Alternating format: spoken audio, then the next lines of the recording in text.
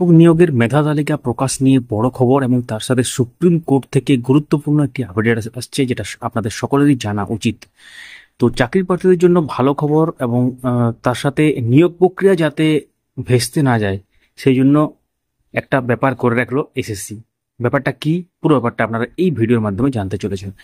তো সাবস্ক্রাইব করে রাখুন নেক্সট আপডেটগুলো পাওয়ার জন্য। যারা ফেসবুক থেকে দেখছেন আমাদের এই পেজটিকে ফলো করে রাখুন। উচ্চ প্রাথমিক শিক্ষক নিয়োগের মেধা তালিকা আগামী সপ্তাহে প্রকাশিত হওয়ার একটা সম্ভাবনা আছে, এমনটাই জানিয়েছেন স্কুল সার্ভিস কমিশনের চেয়ারম্যান সিদ্ধার্থ মজুমদার। কলকাতা হাইকোর্ট মেধা তালিকা প্রকাশের জন্য 4 সপ্তাহ সময় দিয়েছিল, তবে কলকাতা হাইকোর্টের দেওয়া সময়সীমার অনেক আগেই উচ্চ প্রাথমিকের শিক্ষক নিয়োগের মেধা তালিকা প্রকাশ করতে চাইছে এসএসসি। 4 সপ্তাহ নয়, 2 সপ্তাহের মাথায় 14,000-এরও বেশি প্রার্থীর তালিকা আগামী সপ্তাহে শেষে প্রকাশ করার একটা খবর আসছে। এই বিষয়ে স্কুল সার্ভিস কমিশনের চেয়ারম্যান সিদ্ধার্থ মজুমদার বলেন, আমাদের লক্ষ্য আগামী সপ্তাহের মধ্যেই মেধা তালিকা প্রকাশ করা। উচ্চ প্রাথমিকে ঘোষিত শূন্যপদ রয়েছে 14,339টি, তবে মোট প্রার্থী রয়েছেন 14,042 জন। তবে যোগ্য প্রার্থীর সংখ্যা তার থেকে অনেকটাই কম, ফলে অধিকাংশ চাকরি পেয়ে যাবেন বলে মনে করছে ওয়াকিবহল মহল। তবে বিষয়, মিডিয়াম ও অন্যান্য সমস্যার কারণে কিছু প্রার্থী বাতিল হতে পারে বলে জানা যাচ্ছে কমিশন সূত্রে।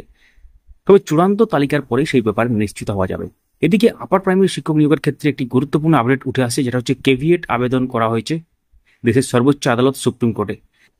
উচ্চ প্রাথমিক শিক্ষক নিয়োগের তৎপর এসএসসি এরই মধ্যে সুপ্রিম কোর্টে কেভিয়েট দাখিল স্কুল সার্ভিস কমিশনের। নতুন করে যাতে মামলা হয়ে নিয়োগ প্রক্রিয়া ভেস্তে না যায় তার জন্য এটা করলো এসএসসি। অনেকেই জানেন না কেভিয়েট জিনিসটা কি। কেভিয়েট মানে হচ্ছে, ধরুন মানে ফাইনাল জাজমেন্ট দেওয়া হবে না বা কোনো ইম্পর্টেন্ট কোনো রায় ঘোষণা হবে না এই পার্টিকে না জানিয়ে, অর্থাৎ কেভিয়েট দাখিল করার পর হয়তো রিট পিটিশনার হিসাবে তারা অ্যাড হবেন বা ক্যান হিসাবে অ্যাড হবেন। তো কেভিয়েটের অর্থটা হচ্ছে মানে কোনো কিছু না জানিয়ে বড় কোনো সিদ্ধান্ত নেওয়া যাবে না, মানে পার্টিকে জানাতেই হবে যে কেভিয়েট যিনি দাখিল করছেন তাকে জানাতেই হবে যে মানে জাজমেন্টের আগে আর কি। এটা সহজ ভাষায় মানে একটা অ্যালার্মের মতো কাজ করবে আর কি, নোটিশ বা নোটিফিকেশনের মতো কাজ করবে একটা।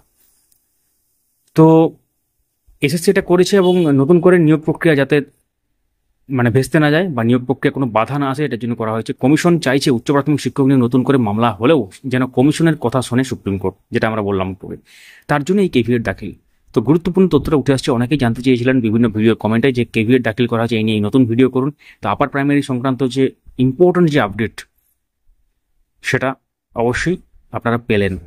নেক্সট আপডেটগুলো আমরা নিয়ে আসবো এবং আজকে খুবই গুরুত্বপূর্ণ মামলা আছে মহামান্য সুপ্রিম কোর্টে, এসএসসি 26,000 মামলা, তার আপডেট নিয়ে আসবো এবং তার সাথে আবার যে প্রাইমারি সংক্রান্ত যে বিভিন্ন খবরগুলো আছে সেগুলো আমরা ডেলি বেসিসে নিয়ে আসি।